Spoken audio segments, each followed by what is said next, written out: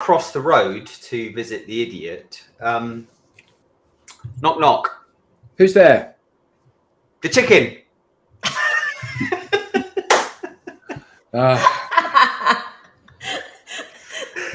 Oh.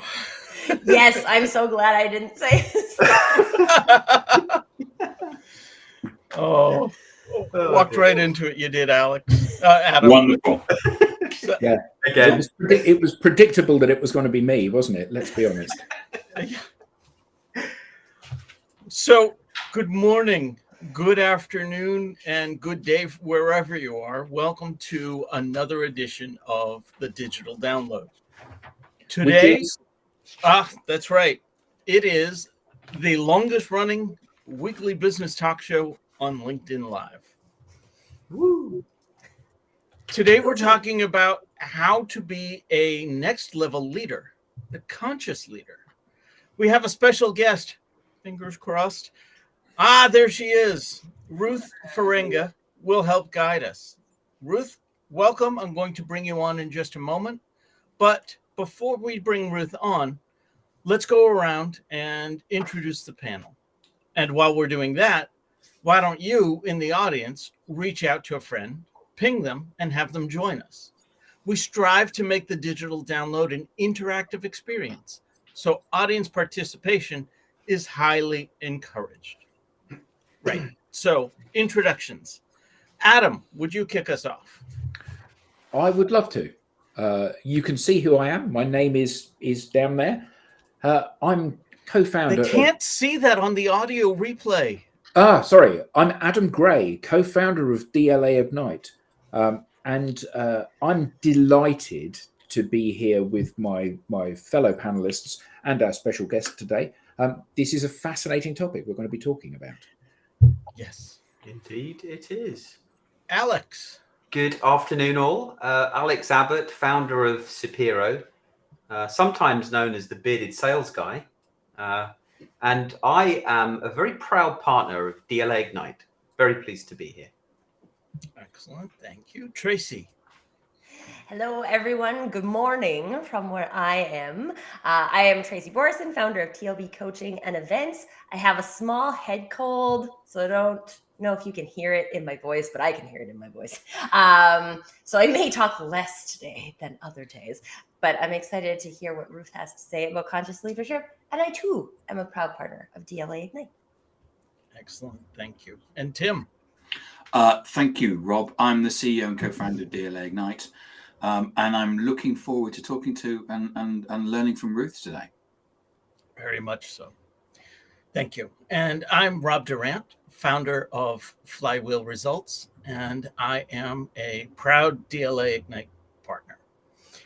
As I said, this week on the Digital Download, we'll speak with Ruth Farenga, a leadership development professional and host of the Conscious Leader podcast. So let's bring her on. Hey, welcome. Ruth, good afternoon and welcome. Hi, how are you? Doing well, thanks. Please tell us a little bit more about yourself and how you got here. Sure. Yeah, so my background's in corporate. So I worked with Intel Corporation, Pearson Education, and I found in corporate I got quite stressed, to be honest. And first of all, I picked up mindfulness for myself, so mindfulness training. And then I went on to become a mindfulness teacher alongside my corporate work with no plan of how to work in it professionally. I just was doing it because it felt like the real deal in terms of my mental health.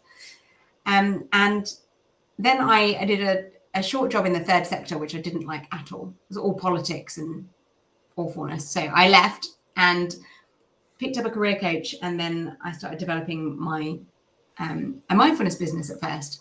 And I was teaching the public and also people in organizations. But I found with teaching people mindfulness in organizations, it's a bit of a band-aid for what is really needed, because you might be teaching people how to listen, how to be really more considerate, more still. And if they're not seeing that role model from the top, that creates a kind of dissonance that means they're like, I might want to get out of here. So it's not great ROI for a company all the time. So I realized this work needed to start at the top. So I retrained as a professional coach. I started doing leadership training programs, producing them with my mentor. And yeah, then I went on to start the podcast because my research showed that leaders love learning from other leaders. So I find the best people leaders I can, and then I hack into their brain about what's working or what's gone wrong, so people can learn from their philosophy and culture. Yeah, and finally, then I pulled together the top traits and behaviors into this book, Next Level Leadership: 9 Lessons from Conscious Leaders, which is really the top elements I see common among those leaders and what makes a great successful leader in today's world. So that's a whistle stop tour. I think that's helpful. Fantastic. Excellent. Thank you. Thank you.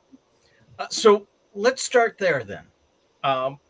What do you mean by a next level leader, a conscious leader? So really, consciousness is about awareness. So it means you're aware of your own actions and how they affect others. And at a kind of sort of functions at a very sort of micro level and then a macro level. So I always say this is about 3 layers of development: self, interrelation, wider culture. So a conscious leader will start by recognizing that this starts with myself. So my own reactivity, my own habits, my own productivity, the way I manage my mood and the influence I have on others. This is the first layer. And then beyond that, how I interrelate. How do I listen to each other? How do we listen to each other? How do I coach people? So I'm not fixing their problems, I'm helping them think better for themselves. And then beyond that, the wider culture, like what do we want it to feel like around here? What's a commercially successful business that is a fantastic place to work, that feels fun, productive, high performing, whatever the words are that we want to create. So they're really, I think conscious leaders really think about those 3 layers of self, interrelation, and wider culture. And you mentioned commercially successful. Isn't this really just woo-woo feel-good stuff we're talking about? I mean, where does commercially successful fit in? I know you're probing me here. Oh, most definitely. I mean, Yeah. you put a volleyball up, I'm going to spike it down. I'm gonna get it, yeah. Yeah, well, when we think about the modern workforce is demanding. It demands good people. It demands people who are emotionally intelligent. And if you don't create an organization where you have good interrelation between people, good culture, people will leave, and retention will be really poor. And I work with a lot of tech companies, and retaining good talent is some of the biggest drain on them, and biggest cost factor. So I think some leaders can think you get into this stuff and you're going to go a bit soft around the edges. I don't think so. I think it's going to make you way more focused about what really matters. A lot of leaders stay busy. They stay in the technical, they stay in the detail, when really they're forgetting that their main role, especially as the more senior they become, is the people stuff. It's going to be about helping people show up as best they can at work, in order to be successful, in order to retain those people. People leave. Was it Gallup said that 75% of people leave their job not because the position itself, but because of their manager? And Ruth, in terms of this, like, I am with you. I believe that there is commercial value in the people things, but do you feel like in like our historic definition of leadership, because you said it's kind of their job to manage the people, not to manage the details. In my experience of leadership, I would say that that's not necessarily true, that it doesn't seem to be the narrative that now that you are a leader, your job is the people and it's not the things. I have a friend who recently got promoted into a leadership position, and she has 10 direct reports, one of who is on long-term disability that she can't replace because they're on long-term disability and she works for the government, and that's a whole thing. And she still has to do the same job she was doing before. So there really isn't even if you wanted to be a conscious leader, there's not really the time created for that in the structure of leadership. So how do you see the structure, historic or nowadays, contributing or not contributing to our capacity to become a conscious leader. So she's picked up a leadership role of 10 reports and Yes. she's got to do her existing job. Okay, Yes. so she has no space to lead, No. really. Yeah, that's Absolutely. challenging.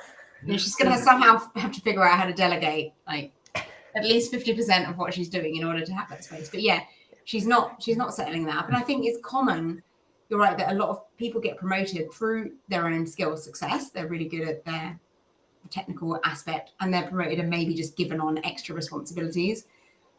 But we have to allow time for this. I don't think there's any way getting around this, that we need space.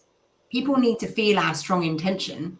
They need to feel we care. They need us to connect personally on some level. Not everyone wants to be very close or very open. That's okay. But if we have no space, there's not a chance to really succeed. That's tough. So we have some great comments from the audience already. Rob Turrell says, is this more like Tough Love, Wendy Rhodes, Billions style? I don't know about Billions, to be honest. I haven't seen it, but Tough Love, as a leadership approach, tough love. I think that was coming in more when we were talking about the coaching and woo-woo versus commercially successful. Right. So I wonder how.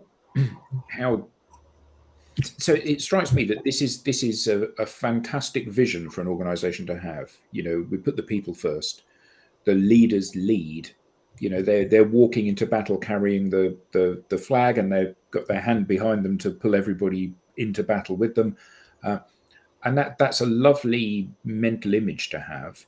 But the reality is, like Tracy's friend, you know, people get promoted internally. I haven't got anybody to replace you with that's as good as you. Therefore, you need to keep doing that job, and you're taking on both the management and the pastoral care of the people that are in your charge.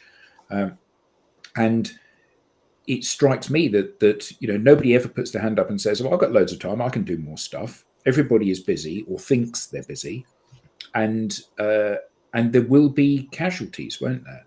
You know, if I'm loading you up with another full-time job on top of your full-time job, and it's all very well to say, well, you know, happy organizations where people really believe in their leader perform 20% better, but actually that doesn't help me make my number today. And I think that you know, there's the difference between the vision and that abstract picture of where we're heading and that beautiful sunny uplands that we're walking towards, and the reality of where I am today and the struggles that I have selling things or managing clients or struggling with a product that isn't working properly or an integration that isn't there, and all of those issues. So how do we balance these two? Because we know that the long-term thing is really important, but actually the short-term thing is, if I don't sell something this week, we're going out of business. And I think this is very much about bringing the team into the conversation around this. So if you're stretched as a team, we need to collectively own that problem, be it the stress that the leader is under, the volume of workload. What has to go? If there is not time to do everything, what needs to stop, and how do we innovate around what needs to be done? Because maybe there's loads of better ways that we could be doing things. Maybe there's lots of time we could be saving. And some of the most simple ways of doing that involve structured listening, where you take time. You can feel like it's too slow because we're really busy, right? But let's say we go around and we have a problem about workload. We go around and we listen to the 10 for 2 to 3 minutes each. We take half an hour of listening about how we solve this problem about workload without interrupting each other, without any kind of crosstalk whatsoever. So everyone is there to come up with ideas about how we deal with the workload issue. And what you'll find in those 2 to 3 minutes of thinking each, because people get that whole nice big space to do that, people will come up with loads of ways that they can support things. But quite often they're not empowered to help each other before. They just head down like, let's plow on with my own things. So we need to create environments where we're of co-support and of like really hearing each other, even if that's just for 30 minutes around a specific problem rather than being head down. But I'm not underestimating the challenge. Yeah, and it wasn't a challenge. It wasn't a challenge of you. It's more stating a challenge that lots of people have. You know, it's like it's all well and good to say, Everybody needs to take a little bit of me time. So I'll take 30 minutes during the middle of the day, and I'm going to go and sit out in a field and have my smoothie and watch the birds fly, and that'll help improve my mental health, which of course it will. The problem is that I've then come back into an office with 30 minutes of additional work that I've got to do by the end of the day. And I think that the modern workplace is potentially so stressful and fast-paced that actually every minute of your day is being utilized. And to try to carve out even 5 minutes can be difficult for people. Constant barrage of emails and messages across social and meetings they have to go to, that there's no time to actually do any work, the stuff they're being paid for. We need to really scrutinize meetings, because absolutely people are in so many meetings, and also always on email. Like, if I'm always checking my email, I'm always going to be in doing mode. I need to better be doing that, 2-3 times a day. Otherwise, I'm literally always going to be at the mercy of what everyone else wants me to do, rather than. But is this this is a culture thing, I think, right? Because I've worked in organizations where we actually had training on effective meetings, right? And it was like, this is how we're going to implement effective meetings here. And the training was great.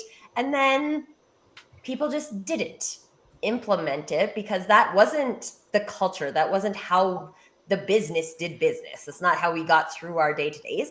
And so from a conscious leadership perspective, if we're talking about a cultural transformation of an organization, where's a good crux point to kick this off from? Or does it just really have to be the high level leadership team being okay, we see this, but then they have to become conscious leaders themselves? I'm trying to figure out what's the chicken and the egg that we can. Yeah, and I think most people are conscious. It's just they've never had a moment to realize that they actually all want to be happy and successful and kind and all these things, but they've never taken time. So even as simple as, say I did an away day with a group of leaders, I'll always take a briefing call first with them where I'm hearing about what they want. And beneath the kind of stress and all that, there is a real desire to be collaborative, happy, reduce stress, this type of thing. And the other thing that you can do is take time where you involve the wider company or a cross section of people in the company, and you get the leaders to take their leadership hat off and be one of us, be one of everyone. And then together we work on ways to have a more effective workplace, a clearer vision, because quite often we're busy, but we might be busy doing the wrong things. So It's sort of need to empower people to come up with their own solutions. Listening to you talking there, Ruth, I'm thinking of situational leadership and a leader being knowing what style is required at which moment.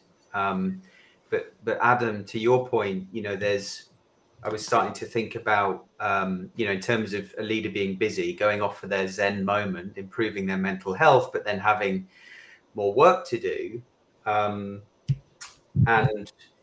how that sits with leading by example versus inspirational leadership, where you might have to lead by example because someone needs the support. However, if you've had to take yourself away to support your mental health and have a think about a problem that needs solving or the next step the team needs to take, how do you inspire the team to then take that step? And if those situational leadership, leading by example, and inspirational leadership, are they all types of leadership that are required, or is there should it be conscious leadership? Yeah,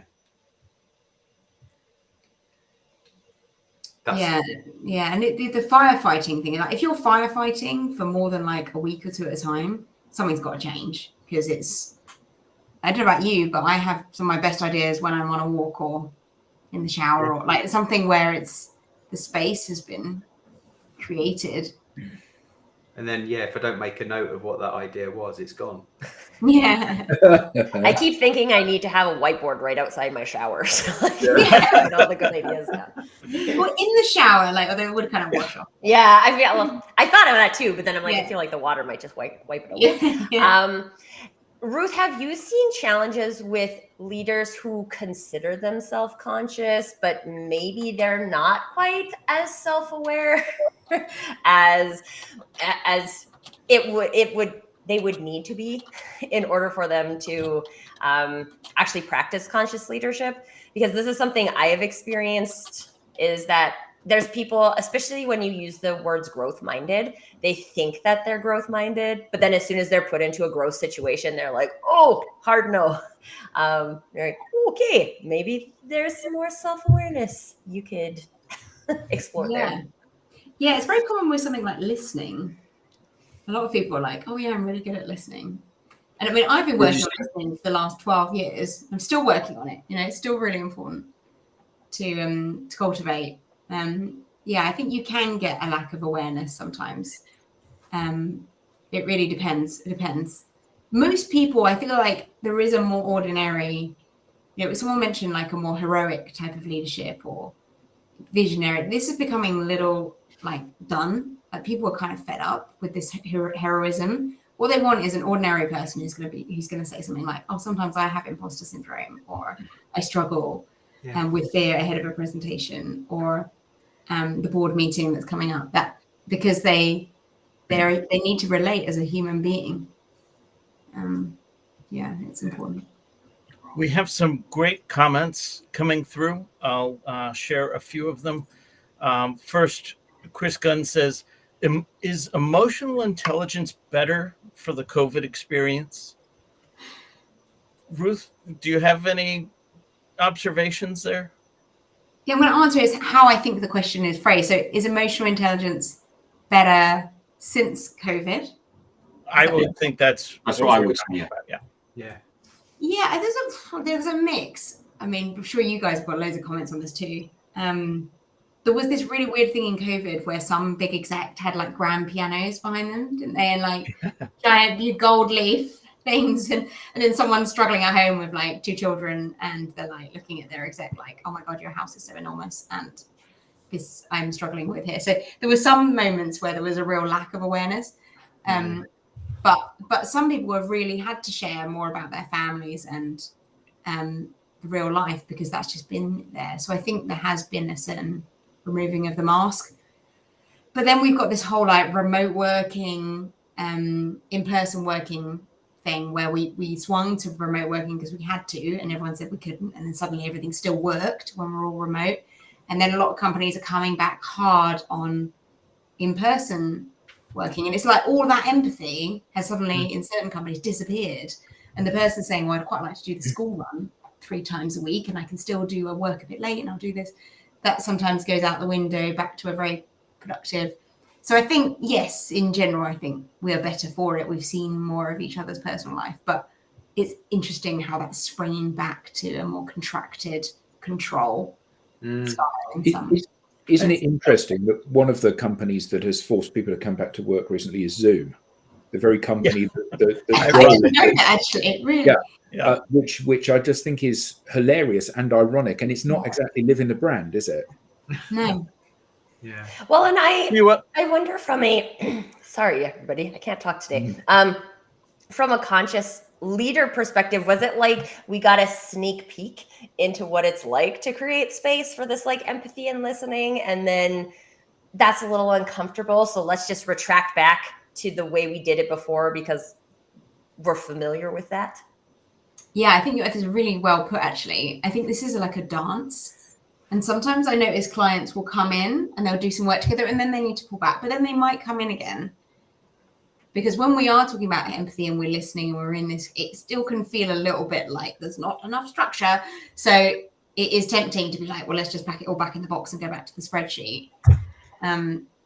Yeah. And how important is it to like treat it like a dance? Because consciousness is like a pretty ethereal term, right? Like there's times where we're more conscious and there's time when we're less conscious, and that's just part of the human experience. So like when you work with your clients, Ruth, is the dance kind of built in, assuming that as we learn to become more conscious, we are going to have those moments where that's super uncomfortable. So it's reasonable for us to want to retreat back to our safety zone.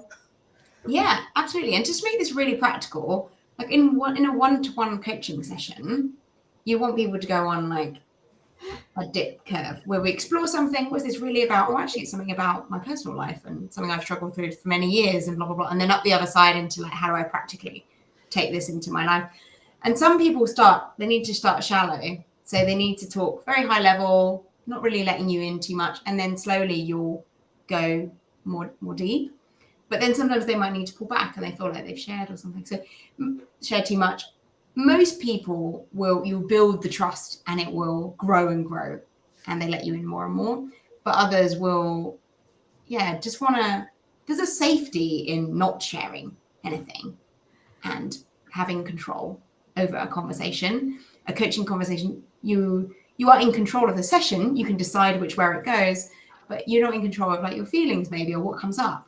So that is a new space, particularly if people haven't grown up with parents that have encouraged them to be able to be vulnerable or to be allowed things to be not okay. That is harder and does need a bit of dance to explore it properly.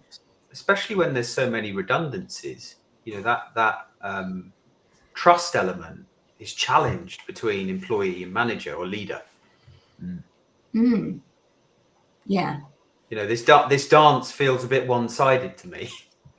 Is it that there's two reasons why people are saying go back to the office? The first one is men saying it. I've not seen any woman say let's go back to the office. And the second is that they own office space. Okay. Yes, actually, and as a bank, if they don't get people in their office space, they're going to be bust.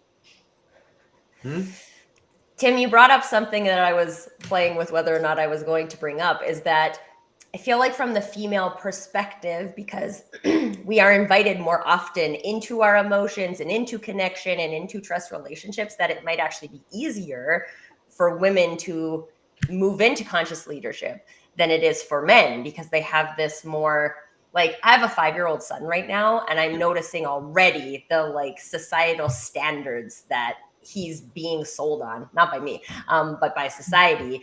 And I wonder if that makes it more difficult and we still have more men in leadership. And so is this like a self-fulfilling prophecy? I mean, I saw someone yesterday on LinkedIn. It was a man beating his chest, said, if you don't come back to the office, you're losing deals, which is such a blackmail-y thing to say to people.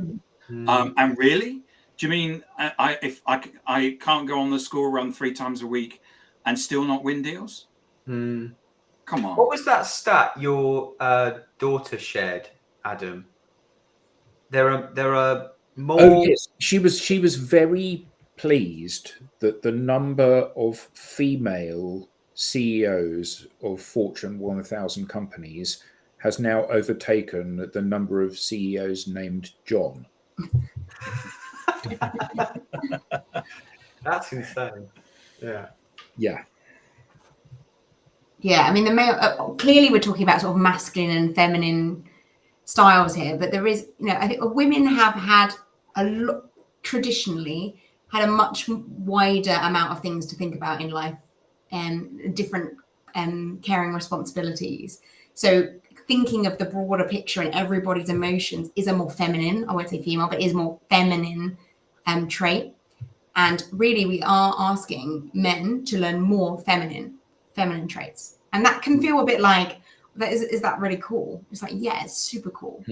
Yeah, absolutely. Like superpower of a man. We've been sold on all the masculine traits for years from a leadership perspective. And I do think that this is more like when I think of conscious leadership, it's more about a balancing, right? Because there's masculine energy, which is the like get up and go and do things and performance. And there's the feminine energy that's like, let's collaborate, let's listen, because to be fully effective, we actually need both of these things. It's not one or the other. We do. And I think the recognition that the job of a leader, particularly in large organizations, the job of the leader is to inspire people to be their best selves. And if you've ever read Think and Grow Rich by Napoleon Hill, where he analyzed the behaviors of Andrew Carnegie, the steel magnate, and all of his friendship group. And Andrew Carnegie said, I know nothing about the manufacture, the mining, the distribution, and the marketing of steel, but I lead a team that know everything about the mining, the manufacturing. And he said, my job is to let the people around me be the best they can possibly be. And that's what's made us so successful as a business. And I think that often we lose sight of that, don't we? Leaders, through the 80s, I guess, leaders became very prescriptive and very, you said, Ruth, about chest beating and, this is what you need to do. And actually that has kind of stuck for many times. And even many women leaders are, and you use the word feminine rather than women, many female leaders are in fact very masculine in these leadership traits, and they become like the very worst of power hungry men. Yeah. Sorry, Cam. I was going to say, there's a comment from Bob Britton says the job of a manager is to manage themselves out of a job. Grow your teams to the point where they are so autonomous that you, as a manager, become redundant. Yeah. That is something I've always been taught, and that is scary. Until you realize you cannot advance until somebody can come in behind you and take over for what you're doing now. And I think Andrew's comment, that, do companies provide the correct path to allow new leaders to transition from worker, in his case, the frontline worker, because we were talking about earlier how we had somebody who was promoted to a leadership role, but still responsible for all of their frontline duties as well. Do companies generally provide that correct path for that transition? No. There's a mix, I would say. Some do, some really recognize the space that's needed. I mean, 10 reports on its own sounds like a lot of reports. Yeah, it is. I talked to somebody once who said they had 150 direct reports. And I was like, this. But so when we're talking about structure, like that's not 150 you can't, right? Like what's the name of that like magic number of like you can only have 150 people like within your consciousness. Then so you can't effectively lead and or manage 150 people. It's not a thing. So I think like from a structure perspective, these are the types of things we need to look at to say like, are we empowering these people? And have we just taken, because I think our hierarchical, I can never say it. You know what I'm talking about. The hierarchy of the business is something that I think breaks leadership, because if the goal is to move up the hierarchy and you move up the hierarchy based on performance in your last job, but leadership isn't the same as just being a specialist at a thing, and then we don't provide training for our leaders, then the whole structure is actually broken. Yeah.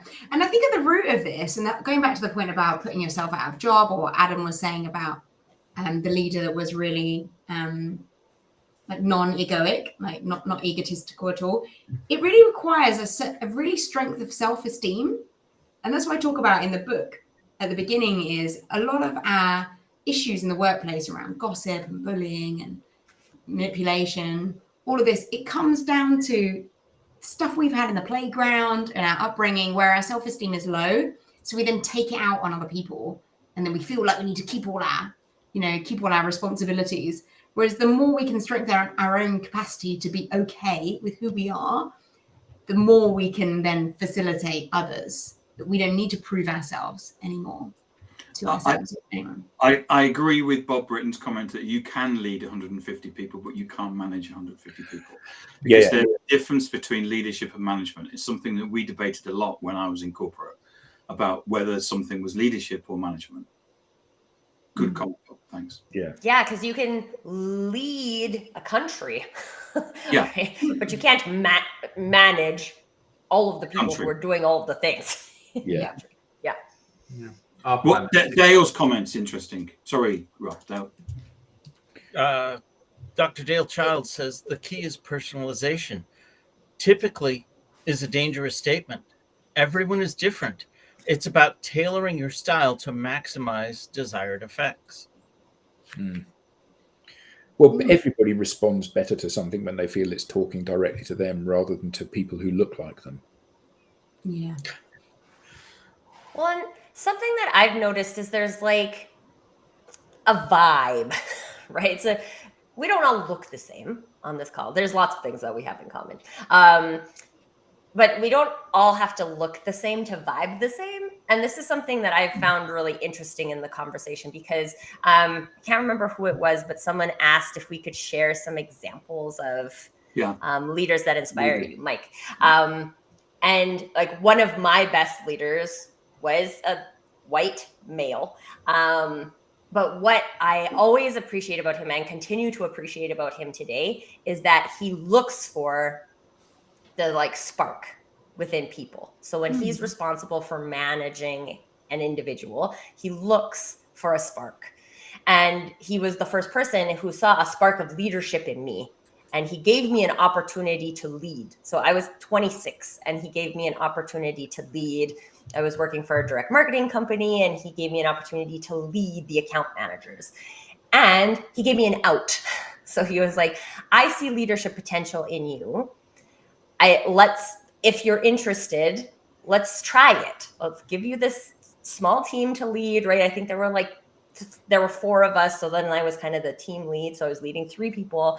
And I'll show you things and coach you. And if you like it, after 6 months, we'll continue on that trajectory. And if you don't like it, you can go back to your account management job because you're a really good account manager. And he didn't promote me to leadership because I was a good account manager. He promoted me to leadership because he saw leadership potential in me. And I think that's a big difference in like, how do we progress people?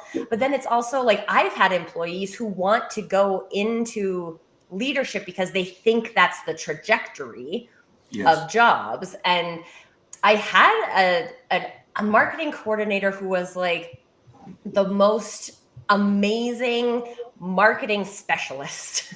And she wanted to move up into the management. So I gave her some management types of things to try. And she didn't like it. She couldn't get behind it. And I was like, that was the moment for me where I'm like, this whole structure is broken. Because it doesn't make sense that this person can't be an amazing specialist for their entire career and move up in terms of income and all of these things, because I actually need her to do that. I don't need her to lead the people because I'm here and I'm good at leading the people. So we don't need both of those things. And I think, I could go on an entire rant about job descriptions, which I won't do. But it's kind of back to the structure thing. I think that a lot of the structure that's broken. And maybe it takes a conscious leader to look at that and reassess. Yeah, I think being able to promote people, in especially like technical roles where people are fantastic developers, but maybe aren't best or people skill people, but should be able to go on that technical track to specialism at high levels. That is, we don't need loads of leaders, and we maybe glorify it too much that makes people think that this is the only way. So I think you're right about rethinking structures. I think that's very healthy. I think also it's quite difficult if organizations already have an embedded culture. So Tim and I were fortunate enough a while ago to be invited to a little do that Gary Vee was hosting. And we got to speak to him afterwards. And he is an individual that, love him or hate him, and I was very surprised when I met him in person, that he is the most gentle of souls. And his team would all follow him into battle to storm a gun emplacement because they genuinely love this man. And although he swears a lot and it seems like, you just got to get on and do it. And he's very hyper kind of energetic when he's talking about the actions people need to take. When I spoke to one of his team and I said, I bet if people don't make their number, they're out the door. And she was like, no, if they don't make their number, he spends an inordinate amount of personal time with them trying to get them up to standard. And he cries at the fact that these people are not enjoying their experience of working within his company. And I think that is a rarity. And he's possibly only able to do that because he's created a business in his own image. he's funky and young. The business is funky and young, and trying to change some of those staid organisations. So we had somebody making the comment about the McKinsey perceived wisdom. You can't imagine that working in a company like McKinsey, can you? You can't imagine the leader in McKinsey sitting down with one of his staff and crying and giving them a hug and saying, "Come on, it'll be all right." That'd show a sign of weakness, Adam. Yeah. Oh, yeah. Show vulnerability, Adam. Yeah, well, we don't have that in this business. No. We'll soon beat it out of you. So I know someone who's in sales, and they don't aspire to be the best salesperson, but they do aspire to move into leadership. What advice could you give someone that's sort of, at that stage of their career, fairly early on? Oh, great question. I would encourage them to work on themselves as a project. If they're not already doing that, they might already, because they might be interested in this type of thing. So to read around any kind of self-development things that chime for them, to focus on their own presence and listening more than ever, and really cultivate the ability to be, not do. Most of us are quite good at doing. Some of us need productivity training. That's another live session for us to talk about. But most of us lack the ability to be really present and to hold the emotions of other people. But we can practice this stuff. And I hear quite a lot of managers like, I don't want to be their therapist. They don't want to. It's like, well, you're not their therapist, but you are there for them as a whole human being to some extent, which means you need to better hold some stuff. Doesn't mean you need to fix it. Doesn't mean you need to go and help them solve all their problems. But you do need to be like, wow, you've got this going on, that going on, this going on, that going. Well, no wonder you're having a hard day. Let's see, unpick. And maybe if you're having a really stressful time, we'll take a few things away, let you recover, and then we can give them back to you. How does that sound? And someone probably will just leave that meeting like, phew, thank goodness. Now I can think. Now work is not a stress on top of my personal stuff. And I would also say, Alex, I know that you're a football fan. You can think of a whole load of football managers who were brilliant, who weren't good footballers. I'm sure the audience could rattle off a few, but there are many that you don't have to be good at football to be an ace football manager. Like Tony Adams. Anyone's an Arsenal fan? Maybe not. Clearly not. I'm like getting none of the references today. I'm not an Arsenal fan, but I know he was he struggled in management. He struggled as a footballer, though, didn't he? It's a good defender. I wanted to share Donald. I'm going to try Mbetcha's comment. The stats especially state that most organizations have senior leaders from a specific background. Yeah. How do leaders create a structure and culture of difference for senior leaders? It's a great comment, especially in the UK. Yeah, diversity of thought. How do we encourage that? It's so easy to hire and listen to people in our own image, isn't it? And from particular schools. Yeah. Yes. Yeah, I know. Yeah. One of the conscious leaders that I interviewed actually said that she has now a personal board of different people. Now, she used to have the people that she took advice from, or she realized they were all a similar age. So she's a CEO, very successful young female CEO. And she noticed that a lot of the other women in her group were also white, about 35 or so.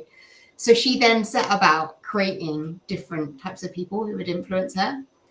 So we need leaders to start doing that, but also to welcome. Diversity is hidden sometimes. It's sometimes diversity of opinions and ideas. So we need to get better at listening to different perspectives, and not seeing it as like an affront on our business model. Not to management by committee that we go around the houses for 1,000 years, but we develop listening structures where we welcome different approaches and we try and pilot different things to see if we can do things differently. A lot of innovation, if given the opportunity, can happen around the edge of an organization. And then they're doing it really well. And another group goes, oh, wow, what they're doing is fantastic. But they need permission to have a go at this.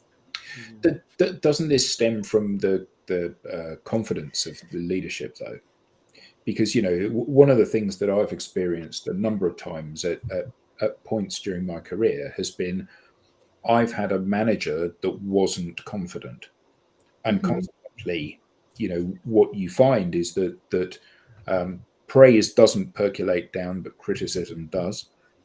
Ideas are stolen and subsequently stop coming as a result of that. And there's no desire to champion fresh ideas and fresh ways of doing things. You've worked for some really toxic organisations, haven't you, Andy? I have, yeah. But they haven't all been like that. I've had some great managers. You just remember the bad ones, don't you? So, you do, and I've been fortunate enough that within the same organisation, I had simultaneously one of the best experiences of being managed and one of the worst experiences of being managed, and it threw one through the other into sharp relief, and it was interesting wondering how those two kind of approaches could coexist within the same organisation, which was quite small. I actually wonder, Adam, if confidence and consciousness are related, because I think when you are self-aware as a leader or as a person in general, what you realize is that you have strengths and you have weaknesses. And it's not about being afraid of my weaknesses. It's about using my team to populate my weak points. And in so doing, I'm not so concerned about my image as the leader, pretend that I can know and do and be all things, but I can know and do and be me, and the team is meant to fill all the gaps. And therefore that allows me the space to be more confident, because I'm not constantly thinking about what I'm lacking. I'm thinking about what I have, and then the team is thinking about what they have, and they also get to see that, like, hey, I need you to fill that gap, because that's not what I can do. I need you for that. And it allows, I think it creates more, the consciousness creates space, I think, for confidence to build. And I think to Ruth's point as well, Tracy, confident in just you being you. Yeah. And so that you can then accept your weaknesses and know who can fill them around you. Yeah. The hardest thing for a leader is to try and step into a new role without needing you to prove yourself to everyone. Yeah. And earn this respect. And so that's a lot of pressure.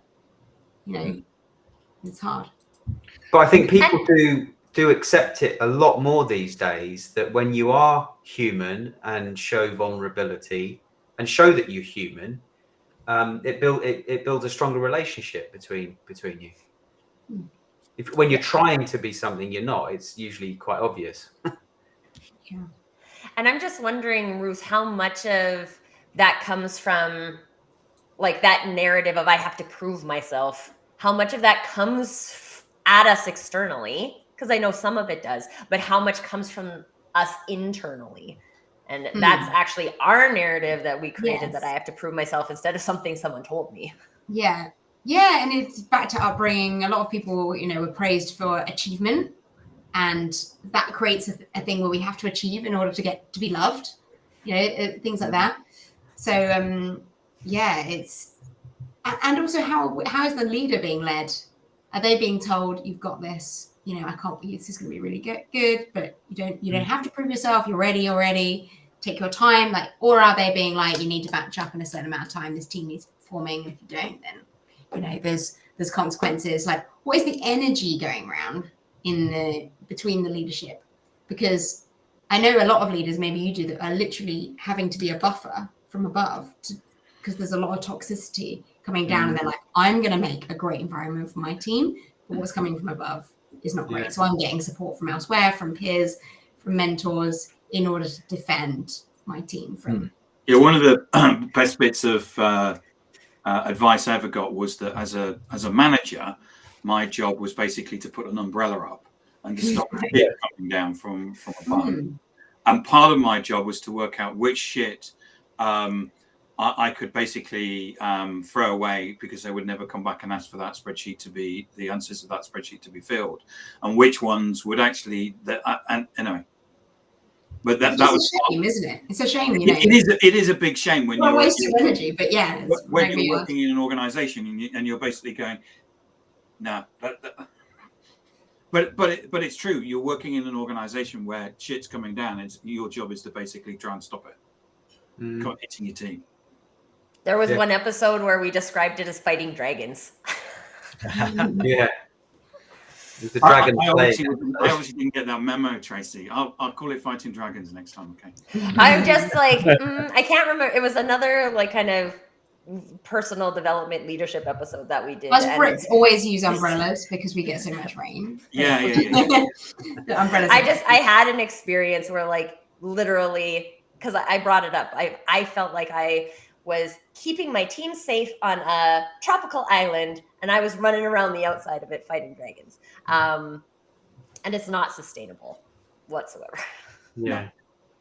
There's a couple of episodes actually we've done where Tracy has left us with exceptionally memorable things. She's a storyteller. Yeah. I think in visualizations. Like, Alex, do you remember the thing? Alex, just do the thing. Yeah, just do the thing. do If the you want to get the thing, you've got to do the thing. Yeah. So today's do the thing, everyone, is be a conscious leader. Yeah. So Ruth, on that point, like if there's individuals out here who are like, okay, I think maybe I'm a conscious leader, but maybe there's some more work I can do in the arena. What are some great resources that they can check out? So resources to help them. Yeah, move along your journey to be a more conscious leader. For example, Ruth. Yeah, obviously. That's what I would do. Yeah, I mean, in the book as well, I reference other books. I think directness is a really great skill for leaders to learn. Many of you may know the book Radical Candor by Kim Scott, who talks about how we be. I mean, the amount of companies that do not have direct conversations very well with each other, I think, is an issue. But that's on the doing side. That's in the like how we tackle things. I think the biggest thing a leader can do is learn to be still and present, which means things like mindfulness. Now, some people think mindfulness is fluffy and like, you know, it's goo goo gaga stuff. But the mindfulness I've learned is been run by Oxford University, and it's the neuroscience behind it is solid. And we're learning to watch our emotions rise and fall, like watch the wave of reactivity. So mindfulness is not about sitting quietly somewhere so that everything feels really perfect. You might have calm experiences in meditation. You might have difficult ones. What you're learning to do is sit with the experience, however it is, however it comes, and be able to ride those waves. Because this is where we get the kind of self-regulation, self-control, kind of peace with what's happening. Uncertainty, problems in business, difficult leaders, employees, blah, blah, blah, market conditions will always be coming at us. So this is where we need to develop a kind of steadiness in ourselves as best we can, that we can face that. And a stillness and confidence. We've mentioned confidence today. It's a really good point. Confidence that I am whole as I am already. I come into this whole, and then others will feel our sense of wholeness, and that we don't need their like affirmation to be okay. On that point, Ruth, on that point, do you think leaders should reschedule a meeting when they're not feeling whole? I mean, I think maybe sounds like you're answering that question already. Yeah, what a good idea. If you're, especially if you know this is going to be a difficult one. Yeah. You're not coming into this, you think I might be a bit reactive here. I'm not sure if I'm in the best place. Or if you could say, I'm not in the best place today, can we keep this short and tackle some of the things next week? Yeah. Really admitting where you're at, or letting your team know if as best you can, I think is really healthy. Yeah. I can envision where the meeting never takes place. Where the leader says, I'm not feeling my best today, we're going to reschedule. And then someone else who's supposed to attend another day says, no, today I'm out. And it goes round and round until it never takes place at all. I mean, how we important need is to this sometimes thing, push you know? through and acknowledge that maybe I'm not in the right space, but still need the work to get done. Depends what it is, doesn't it? If you're about to land some really difficult feedback, like the day you're feeling really scattered may not be the time. But of course, we can all put on the best face we can. But how much is that? How full is our cup by the time we get into it? And I think I think in business, there's a lot of false sense of urgency. So like, we need to have this meeting now. And if you get caught into that repetitive thing, maybe it wasn't a meeting that needed to be had anyway.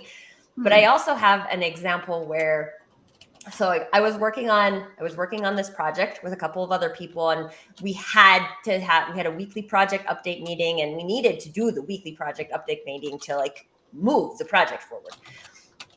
5 minutes before one of our project update meetings, I found out that my father-in-law passed away.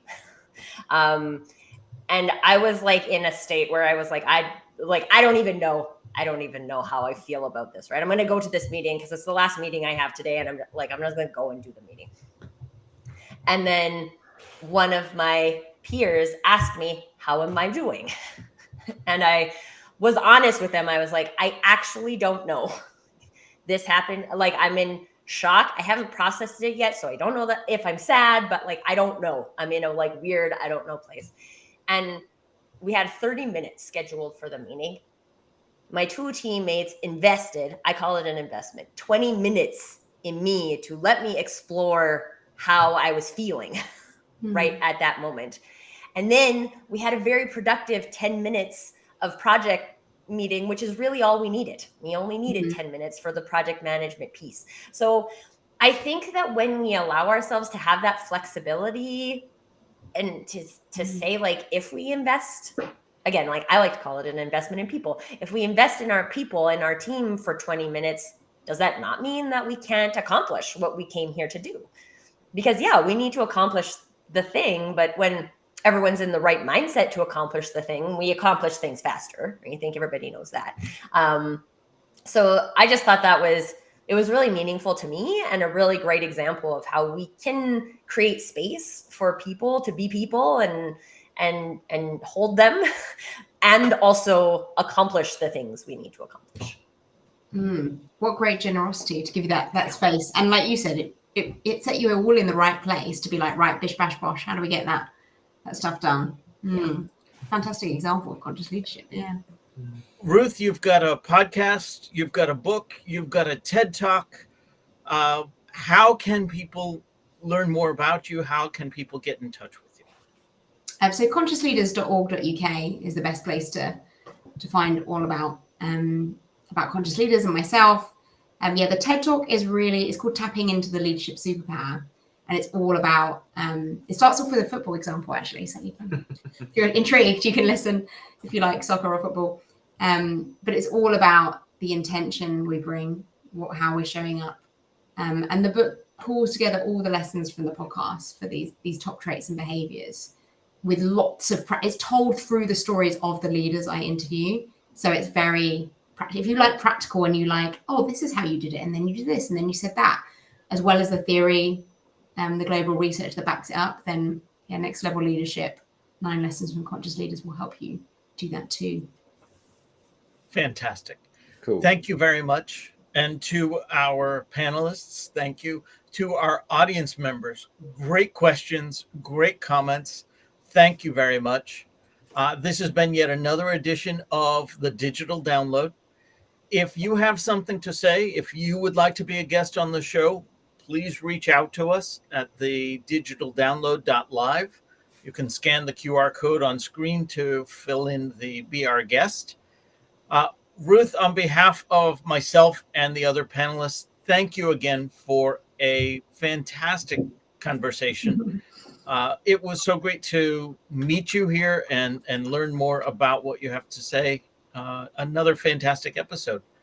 To everyone else, thank you, Ruth. Oh, great. Thank you. Thank you. Thank you very much, Ruth. That was great. Thank you. And we will see you here next week.